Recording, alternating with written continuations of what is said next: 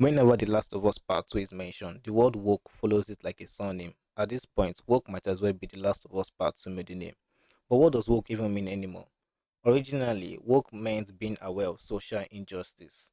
Now, in gaming culture, especially from the year 2020 onward, it becomes a catch all insults anything with gay character, trans character, and women in lead roles. They all get stamped as woke, and yes, The Last of Us Part 2 has all of that. But so do hundreds of games, including The Last of Us Part 1.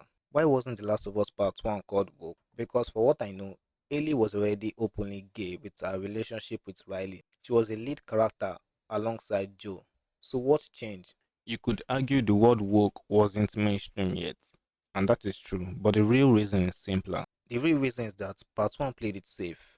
It focused mostly entirely on Joe and Ellie, with the story of going after the cure. Small cast, simple structure, and a clear direct storyline. But what changed in part 2?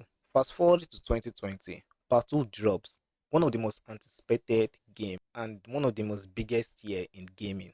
Massive expectation, a much bigger world, multiple main characters, and right when LGBTQ is being popularized into the media. So everything was under microscope, and then it dropped. They killed Joe, one of the most loved character in gaming, a man, a strong male lead. And then the main character left is Ellie, who is a lesbian. You can see how in 2020 that wouldn't sit right with a lot of people. And there's a second big thing.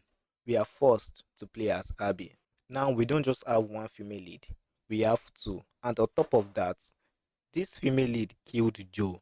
So in people's mind, it feels like an attack.